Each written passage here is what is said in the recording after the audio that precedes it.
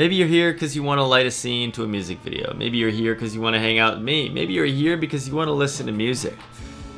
Well, if that's the case, you should probably go watch the music video down below. After this video, we're talking about Krooked Kings and their new song, Sick of Being Young, that we shot a couple weeks back.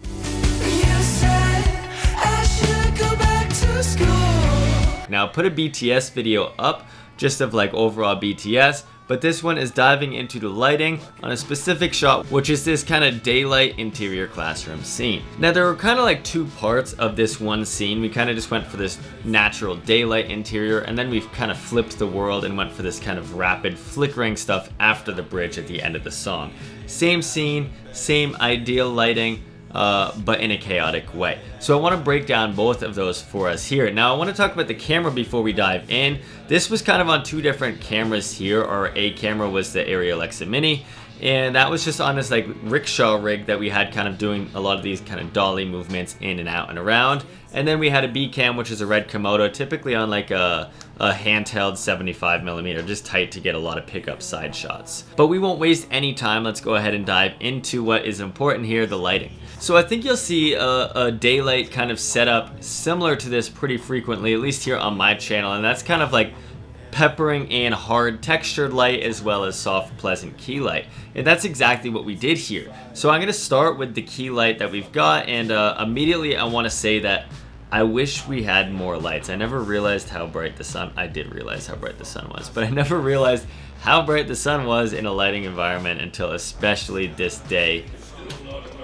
How bright is the sun, man? Why don't they have a light like that? But all that to say, let's go into the key light. Now, I wanted to go for bouncing light just because I felt that it gave a nice level of ambience to the room rather than just transmitting through diffusion. It was a little bit more directional doing that. So I opted to bounce our lights. Now, the light fixtures that we had inside, we were limited to two 600Cs, the Aperture 600Cs, and we wanted these just at daylight. So we took both of these, put them on stands, and I took a 6x, and on that I put a rag of Ultra Bounce. So we are shining the lights into that and then bouncing back into the frame, into the rest of the band. Now, I would have loved for a light that was brighter, just to give us a little bit more push. The 600s weren't quite enough. If we had one 1200, that might have probably given us what we needed, just to give us a little bit more even key so we can kind of expose the background a little bit more, but hey, that's what we had to work with.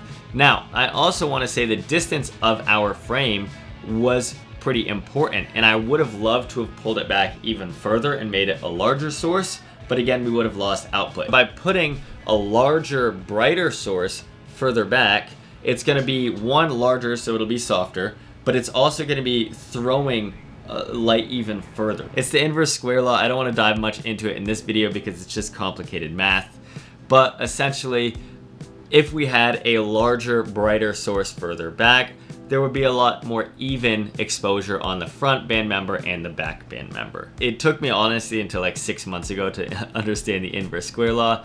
Leave a comment down below if you want me to do a video strictly on that. Back to our key light. So we had these two 600Cs and I just set them to 5600 Kelvin, just bright daylight to just give a clean white look.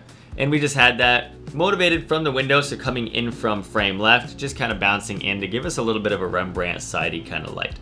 So that's all we had on our interior lights, but I want to move outwards and move outdoors. Our motivation for this was daylight, so we wanted some afternoon sun shafts just to give some texture into the room, because if it was just flat and ambient, it might just not be as appealing given the wide scene. So we wanted to add some pops of light, and I was like, okay, the brightest lights we have are Aperture 1200Ds. They probably should be enough. I wish I had a little bit more push on this, but hey, the sun is bright.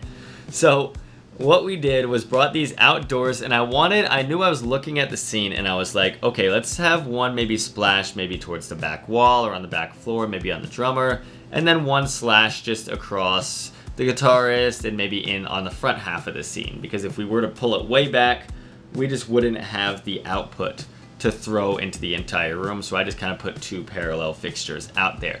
So what we did was just take these on, I think they're like Mambo stands, and stuck the narrow reflector dish because that's going to get the most directional and brightest light out of the 1200D. And we just stuck these kind of at a diagonal, I'd say 45-degree angle or a sidey angle coming in, and it was pretty much just dialing in where this light was hitting. So I knew that it would hit on the backdrop and the wall And I was like, okay, that looks pretty good. And then let's just bring one a little bit more on the near side so it maybe hits some of the band members and makes a nice subtle rim light on them. The 1200s, we just had both of them plugged into this one generator. It was like a 3600 watt generator. And, you know, I'll be totally transparent with you. I thought math and amperage and voltage it's not my strong suit. I'm getting there. So I was like, okay, two 1200s, that adds up to about 2400, give or take. We've got plenty of room with this 3600 watt generator, but I didn't account for the amperage on this. So we couldn't actually run the 1200s at 100%. I think we had like one at 100% and one at 80 or 75, or I think we maybe had them both at 90 and 90. So we couldn't get the entire push out of the lights that I would have liked to, but that's just because me not doing the math. But diving into how we shaped these lights, because yes, we could just blast lights through the windows and call it a day, but I wanted to shape them a little bit. So we just used these blinds that were there, and they were just like those tilting open and close blinds. And we just used those to kind of make sure that light was coming in that direction that we wanted to, just a little bit more. And they're almost acting as little mini flags, controlling it from like splashing around and all of that stuff. And then also some of them, I think we just pulled up and down just to create a little bit more shape. Again, if we had more output out of these lights, I would have loved to drop the camera exposure, darken the room more, and get even more dramatic slashes of light, but that just wasn't quite possible. And then to try to get a little bit more contrast out of the room, it was a bright room, so all I had time for was like an 8-foot wag flag, which is just like black negative fill that was over on the right side of the wall. It looked so small. I don't even know if it was doing anything, but in my soul, it was doing wonders. So negative fill on frame right, if you want to call it that. So a pretty simple daylight interior as far as just lights and shaping and quality of light. But then we had to flip the world and go for this rapid flickering shot right at the end. And a lot of crazy camera movements. We went handheld, we went wide, just a lot of things going on. So I want to do a quick second to break that down. So I was talking with Brian and Nate, and we were just having this idea of crazy flickering lights. So I knew that with the apertures, we could just go in the effects mode and just make them all flicker. So we started with the key light, and that just wasn't giving us enough flicker. We still had like ambient spill coming throughout the entire room. So I was like, what if we just start flicking on the house lights, like the actual fluorescent lights in the room, and start flicking those on with these lights flickering. And then we opted to also do that with the 1200s that were outside. So we had the sunlight that was flashing, our key light that was flashing, the overhead house lights that were flashing, all rapidly all at once, and a lot was happening. Now I want to say we did change the key lights, or we kept the positioning the same, but we changed the color of the key lights to match up more to the overhead. I warmed them up more for like a fluorescent, so like a 4000 Kelvin, 4500 Kelvin with a green shift just to account for the green of those lights, just so it felt like there was a lot of room lights that were all the same. And I want to give a shout out to Jake, who was just going there like crazy flickering these lights, because one of them was broken and it just, yeah, so good job, Jake.